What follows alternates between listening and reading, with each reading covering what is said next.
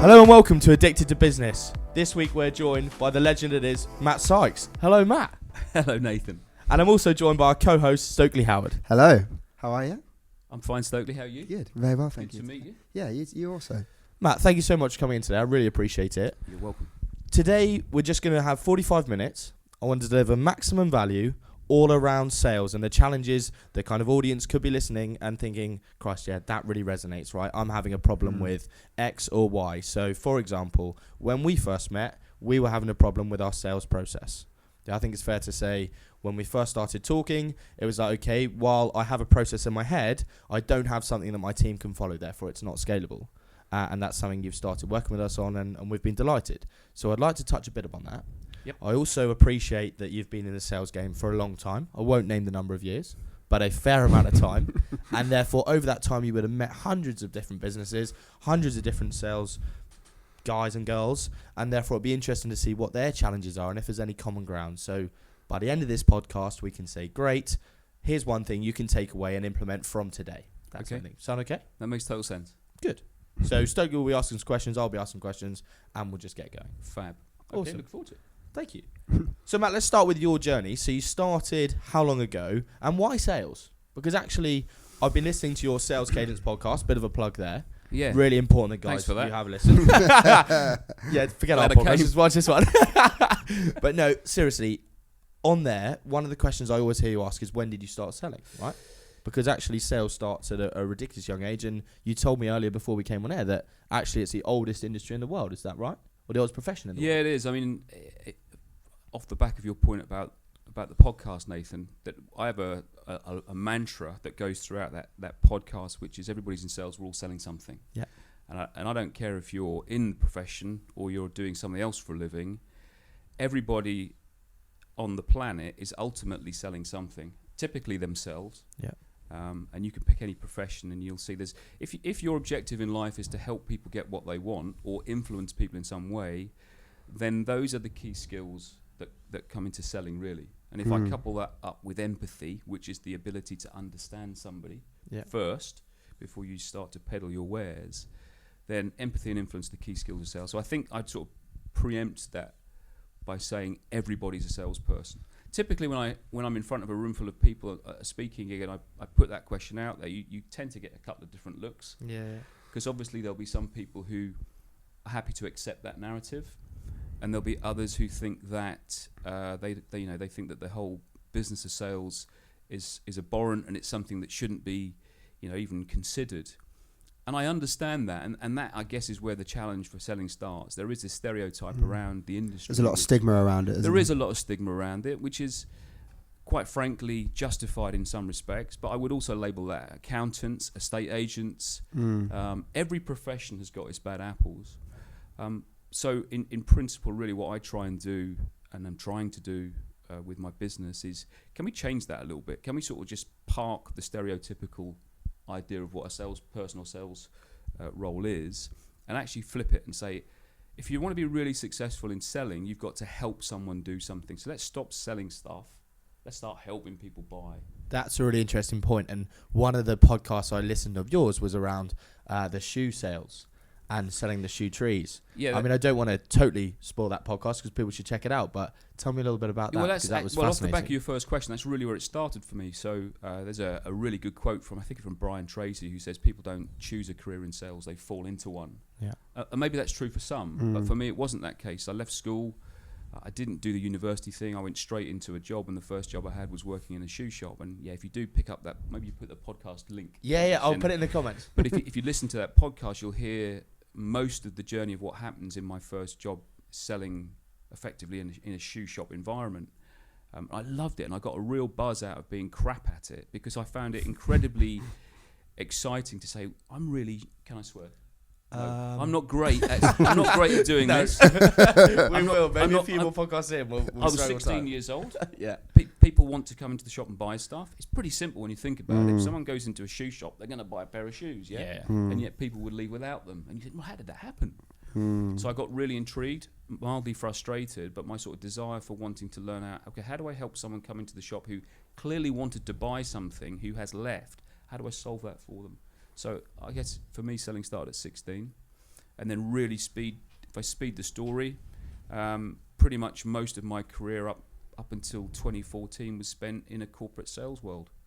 And most of my time, 16 years, selling, believe it or not, paint cans, which is like the most unglamorous product you can think of.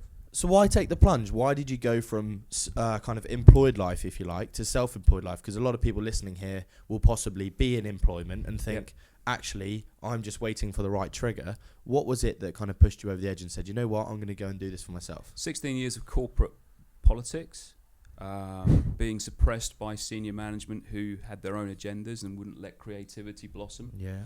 I had a lot of creativity inside me anyway, which I knew I had, but I didn't know how to get it out there. So I got to sort of my sort of mid-40s. I was a European sales director, had all the bits and pieces that went with it, but I wasn't happy. And, you spend a lot of time in airports and all that glamorous stuff that's not glamorous at all. In fact, quite frankly, it's a pain in the arse. And coupled with the fact that you're under huge pressure to deliver results, but you're not allowed to deliver them how you want to deliver them. Yeah. And that sort of burning desire, which is, what's worse? Never trying and not finding out, or trying and getting it wrong, but at least trying. And where do you think you got the that second one. kind of mentality from? Because that's actually a really, if anyone takes anything from today, it's that little slogan you just said there, what's worse than not trying? Yeah, I don't believe in so much in nature or nurture. I think if I think of my industry, which is sales, I think it's very much nurture. I think sales is a science, it's not an art. I think everybody can be really good at everything they want to if they put their mind to it. Yeah. I think the nature part is there needs to be a little bit of a spark in you that says, I want to learn. And very briefly, coupled with the fact I was getting frustrated in a corporate role, I met a guy who was running a personal development training business. I went along onto one of his programs, and I just thought, flipping heck, that's it. That's how you unlock potential. I need to go and do some of that. And all of the tips and strategies that he was teaching his clients really resonated with me. So that was the cue really for me to get out. And do you think CEOs, managers need to realise that if they're suppressing their employees, that it could have an impact on their sales strategies and can have an impact how good they are at selling, perhaps if they're suppressing their creativity, like you went through that problem? Yeah, great question. I think the general answer to that would probably be yes. So I think we have to temper that with a little bit of thought, in so much as what we can't allow organisations to do is just let everyone go for it. We need structure, right? There's got to be structure, there's got to be process. Yeah. But what I think a lot of organisations miss, and probably where I have a lot of success in a sales environment with a sales director or a CEO, they'll have a team of people who aren't achieving their full potential. Sometimes that can be viewed and they're not hitting the sales results. The smart ones think it's not really so much about the result, it's about what the input is and what they do, because the outcome will come as a result of the input we put in. And I think that what they can do, really, to answer your question, is you can really start to support and help people in a better way inside a corporate environment without stepping outside of the boundaries that are there, and get some pretty stunning results, really. Let's pick up on that point, because one of the things you said there is around how sales normally focuses on outcomes, right? So if you imagine a typical funnel, everyone focuses on the very base of that funnel. So how many leads am I getting out of it? But actually, surely sales starts right in the activity level, and if you focus on the top of the pyramid, the rest will kind of do itself. Yeah, it starts before that, actually. It starts with knowing who your ideal customer profile is. So if, and again, one of the reasons why I'm no longer in this, when I left corporate, I went into personal development training. I spent 2 years in there.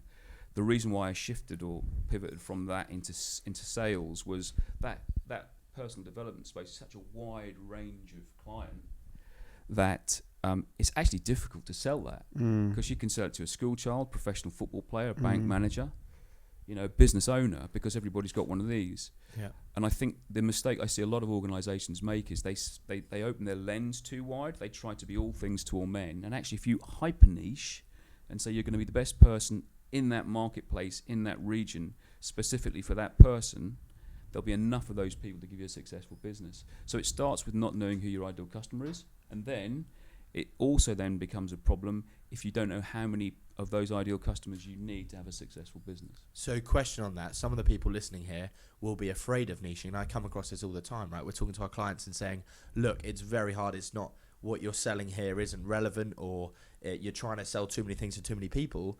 How do we start niching? Because so many times people are reluctant to niche because they just have to take everything, right? Because at the end of the day, they're in the early stage of their business and they need to get cash in the door. Yep. We're going through that problem right now. This is it, right? Exactly the same thing. We've spoken many times as well. And I think we did as well, right? You have to. Everyone will you go need oxygen, through that. yeah? Exactly. And revenue is oxygen, and if you don't get that, then you're screwed. So you have to go through the pain of doing those.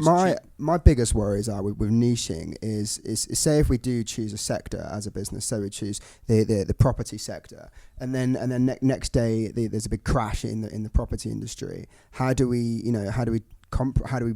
beat that essentially? Because we've lost all our clients. If there's a crash in your ideal customer profiles marketplace, you've got the solution to solve that problem for them. So really.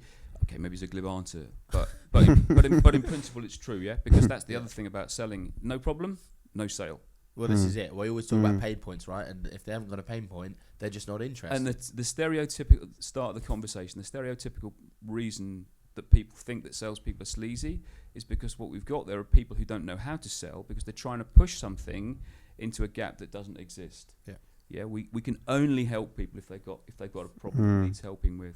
But if there's a crash in that market that you've picked, maybe some of that was down to the fact that we can't predict the future, I accept. But I think there's a lot that we can do to mitigate the chances of us picking a niche that isn't going to go pop. Make sense? So if it is estate agents, we know in advance that the market has peaks and troughs.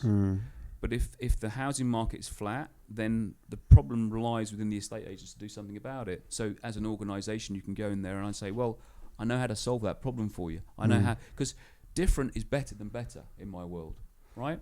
You can go into a marketplace and compete with everybody else who's in the sales training business. But as long as you're different, you'll stand out. Does that make sense? Yeah, no, you don't absolutely. have to be the best person at it. You just got to offer something different that resonates with that.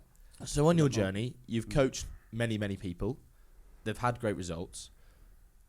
What is it you're Some haven't, by the way. Okay, well, let's talk about that first. Why haven't they? Because they've not followed the process? Yeah, because at the start, when I was desperate to get my business up and running and would take on clients, I didn't have... See, what I teach people now is to plant their feet and be totally confident to say, you're not for me.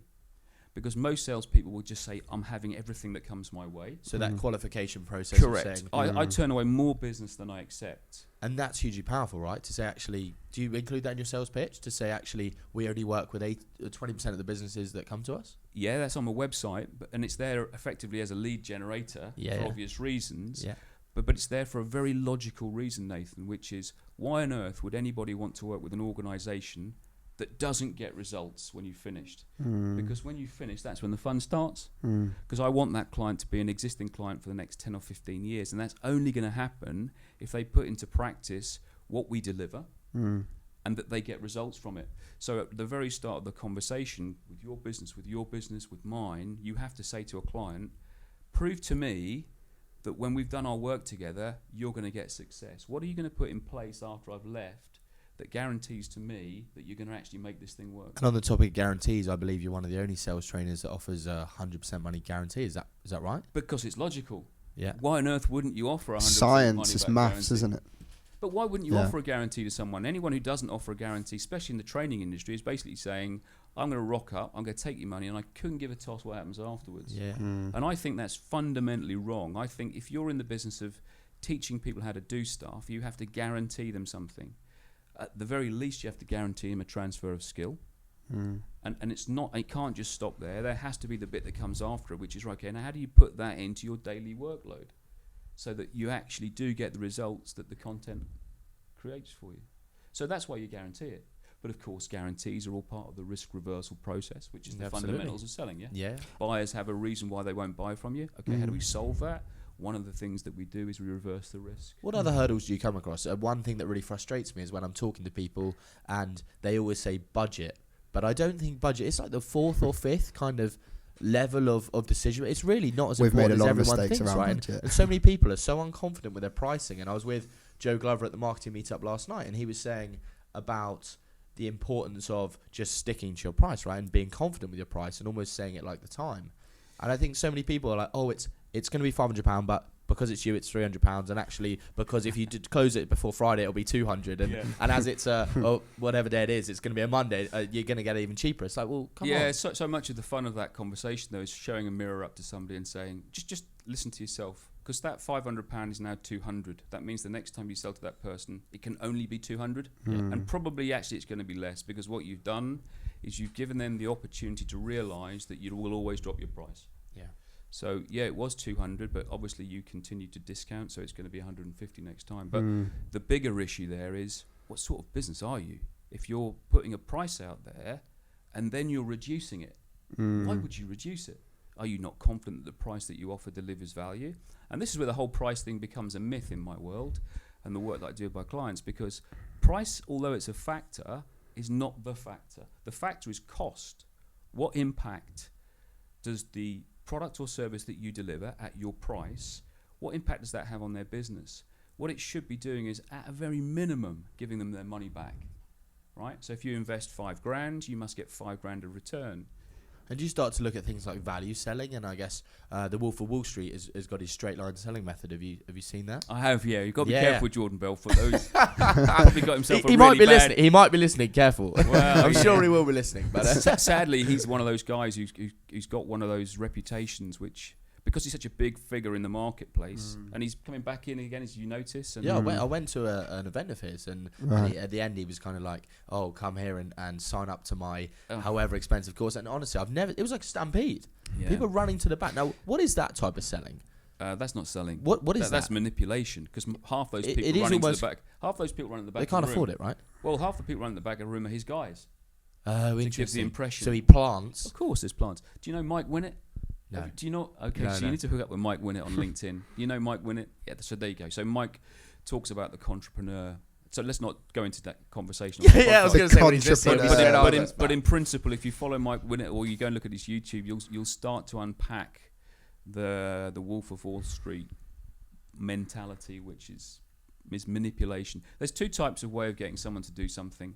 You manipulate them in that direction, or you do what we do, which is you motivate them. Yeah. And motivation is an inside job.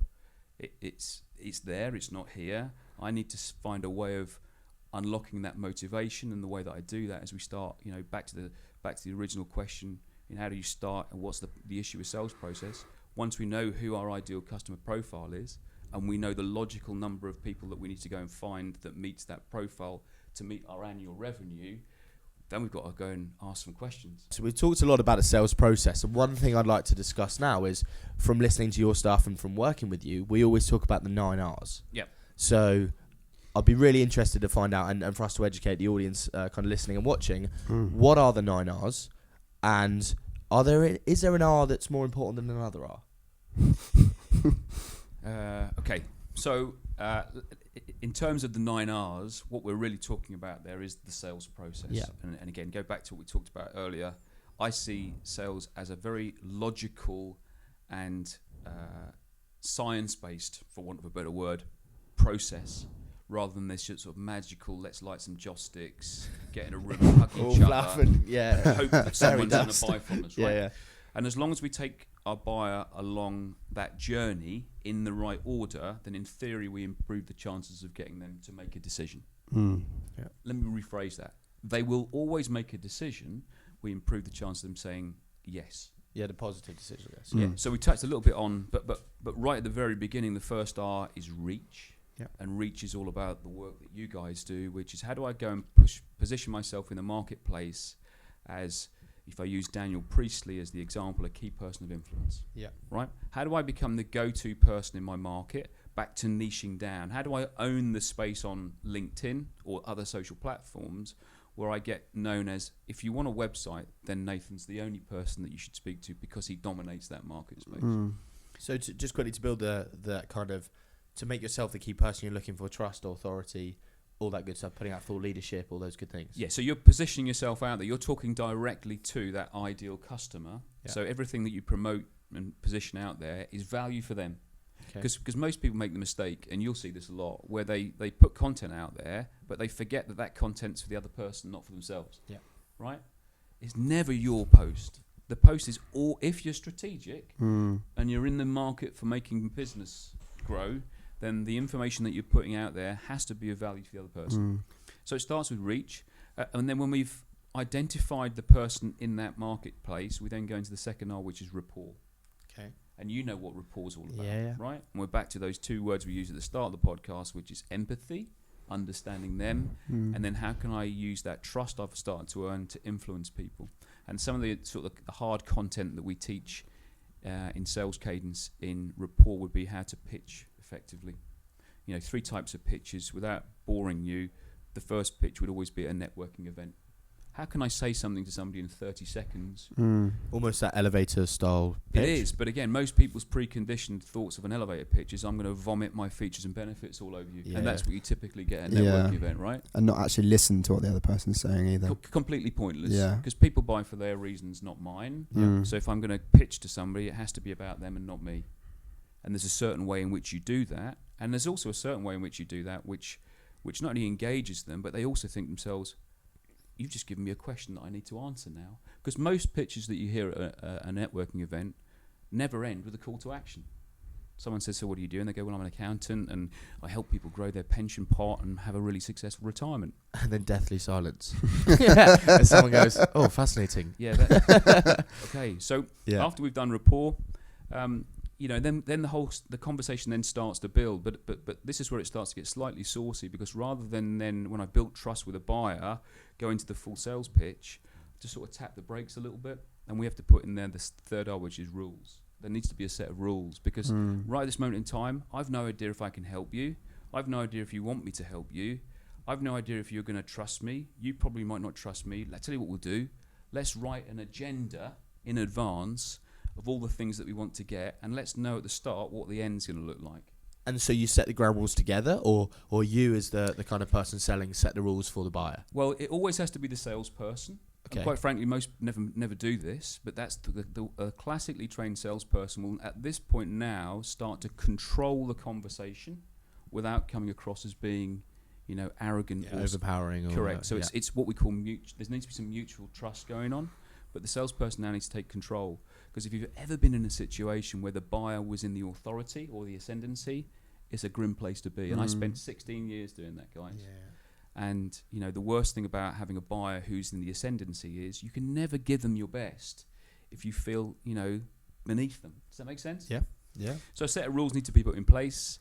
Then, of course, we're into the fourth one, which is reason. There has to be a reason why people buy. And I think if there was a problem that I'd identify at this point, it would be most salespeople, in my experience, certainly ones I meet for the first time, and my past history, at this point are now starting to feature dump.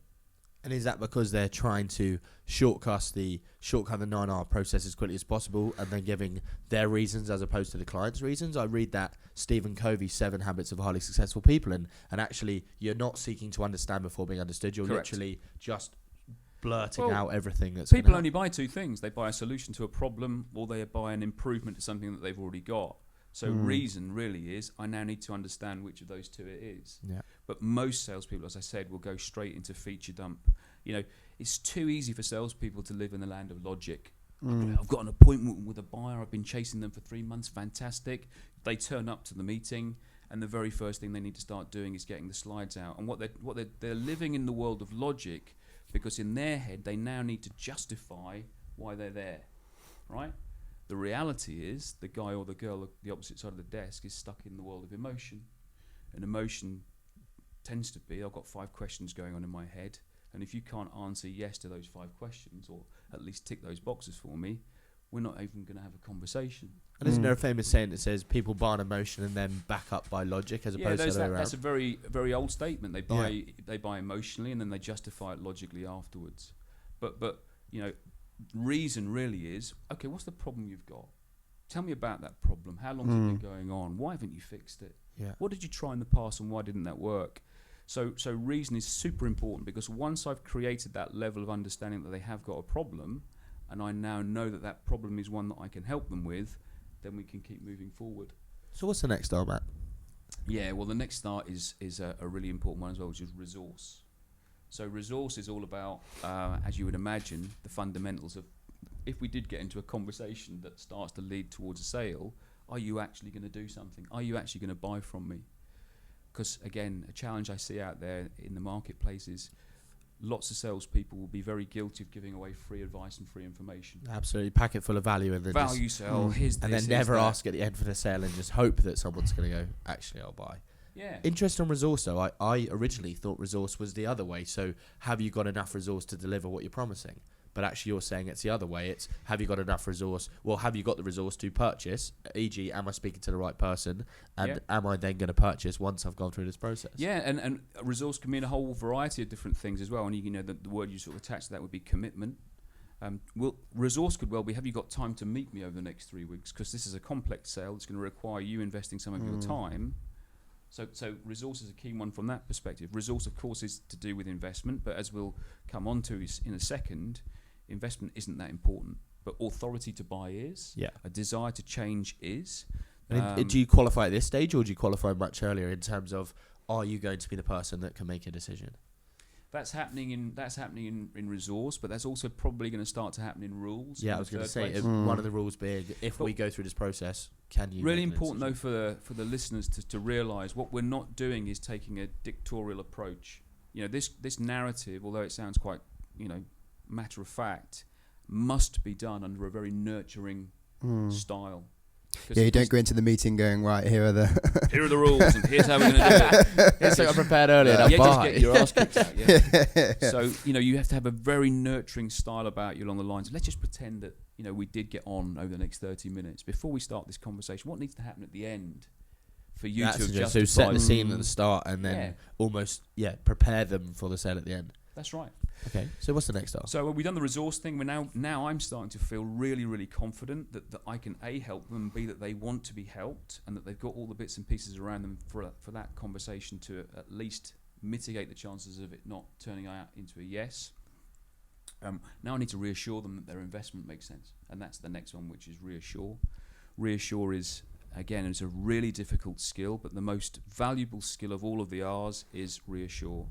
If you can get to a situation where the person across the table who's about to spend their money can see they're going to get their money back and more, then you eliminate pretty much an objection which might come, which is, that sounds like a lot of money, I need to go and think about it. So that kind of return on investment piece, if I put £5 in this machine, I expect at least £15, £20 out the other end. Yeah, so and it's quite straightforward. So if you think about my world of sales training, if I'm sitting down with a sales director or a CEO and we're exploring an area of his sales team or her sales team where it's perhaps not performing that well, I won't let them move off that conversation until we've understood in pounds, shillings and pence exactly what that's costing his business or her business, right? Sure.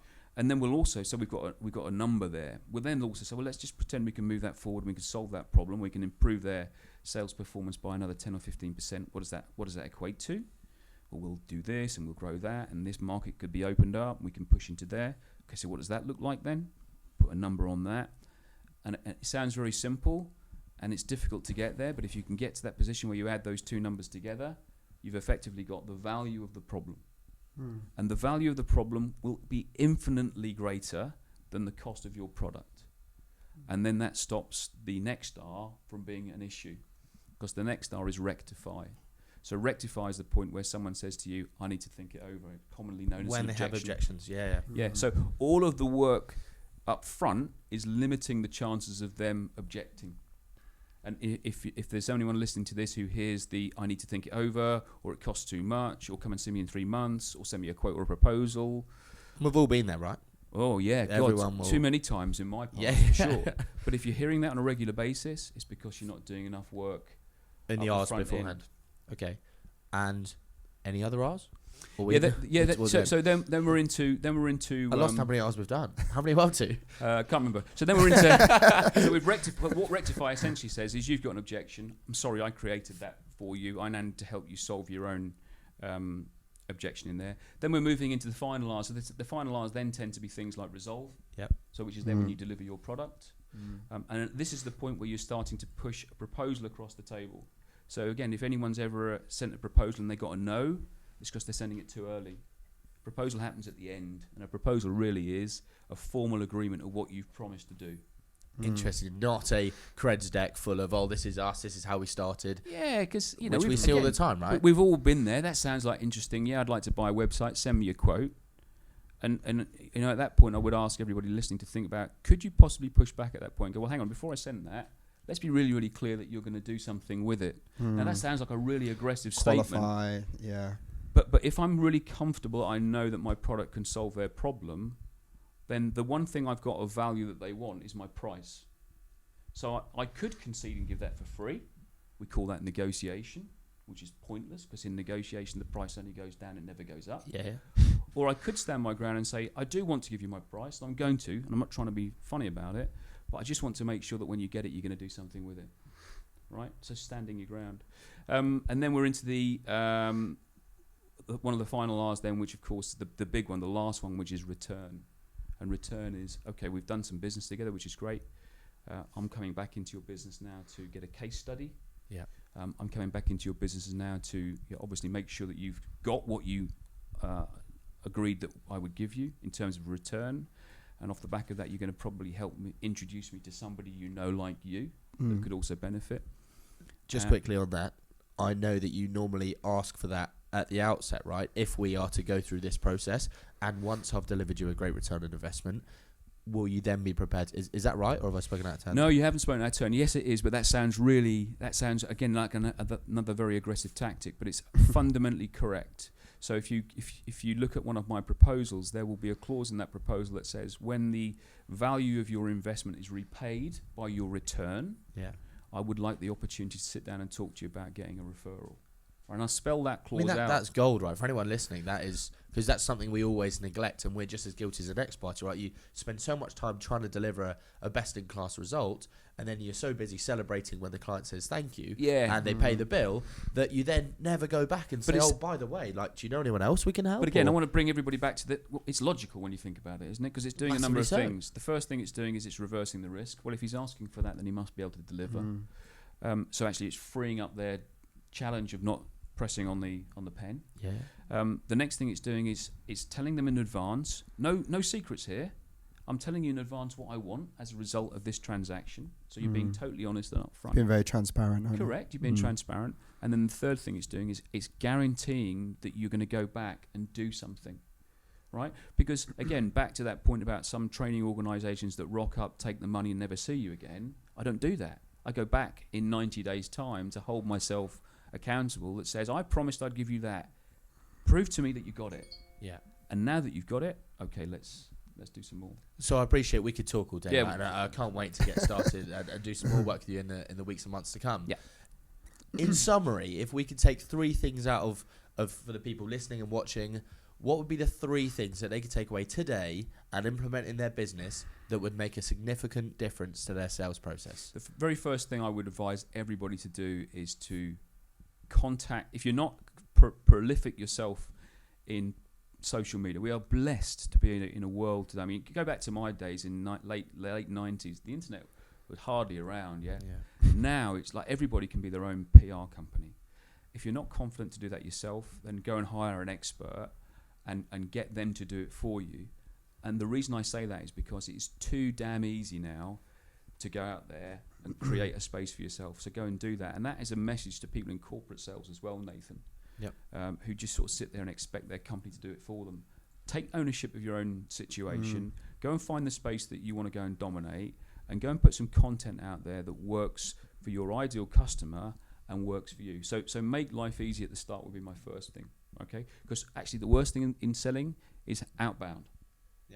Prospecting is a pain in the arse. Yeah, no one enjoys it, right? It's a daily role for me, but it's a pain in the backside. What I really want is the phone to continue to ring more than it does. Right? So that would be the first thing. The second thing that I would ask people to do is really go and learn a process that works for your customer. Right? If you can demonstrate to them, and I do this on a reasonably frequent basis, I'll say to a potential client, let me show you the steps that we're going to go through, so that you know in advance exactly the journey you're going to take. You know, when you frame it in a way like that, people go, okay, I can see where we're going. I might complain a bit about your price, Matt. I said, no problem about that. But at least there's no hidden agendas going on. Here's how we're going to walk. So the second tip I would say is get comfortable with the sales process that works for you and your customer, and then practice it so that you know exactly where you are. Because two things happen. First of all, you get super confident about where you're going. And the second thing is, when it goes wrong, and it will always go wrong, You know where it went wrong. You can go back into that step and you can learn. And then the third thing I would say to everybody is get really, really good at asking questions. Not crappy questions like, so how long have you worked here? How many people in this business? What was your revenue last year? Because all that stuff you can find out on the internet. And quite frankly, I was going to say, I'll just challenge that in terms Yeah. of you don't need to ask them, but you do still need that kind of due diligence, right, and research up front. if you go into a meeting and you haven't done a pre-call plan, Yeah. you not only are you're buggered.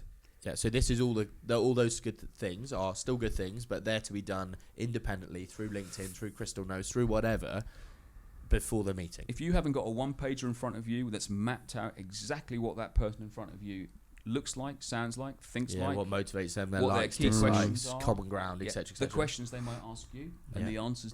So if you haven't done all that, more for you. And I know you guys do. Yeah. I certainly do. But that's a really important thing is to know where you are in the process, because when it goes wrong, then you know where to go back, and then having the questions that really start to unlock the true reason why people want to buy from you. And again, last point I would make really, Nathan, is some of those questions need to be really challenging, because most people, when they come to your business, whether it's yours or mine, think they know what their problem is, but most of the time they don't. So if someone comes to me and says to me, oh yeah, we heard about you, yeah, we'd like to get some negotiation training, please. I know that's not their problem. The negotiation is what they're doing to try and get themselves out of a situation where they've created themselves a commoditized position. Sure. And they're up against other competitors. It's an excuse almost. Yeah, that's the impact. It's not the cause. The cause of the problem is you're actually not putting enough value in the marketplace. You're putting price first. So let's forget negotiation, and let's start helping your guys and girls learn how to sell values to the other person. That way, you've got a better chance, if you like, of taking them on a journey that works for them and for you. Matt, that was unbelievable. The last 45 minutes have flown by, and I can do another 45. But I appreciate we've all got stuff to do. So thank you for coming in. Thank I really you so appreciate much. that. Where can they find you, Matt? Yeah, so they Where want to can everyone go. find you? If they want to go and find me, they can go and find me on the website salescadence.co.uk, and I'm on LinkedIn. And we'll definitely get a link in the comments here to the podcast, because I've certainly found them. I was travelling to Manchester a few weeks back, and I was listening to as many as I possibly could. So yeah, it's a good definitely point worth actually, having a because that one of the last podcasts of series 2 is the 9 steps. Yeah. 9 R's, so that's it. Check it out. Check it out. Matt, thanks again. Really enjoyed that. Thank you And, guys. Thank you so appreciate much it. for your catch up time. again soon. Really enjoyed it. Thank Thank you.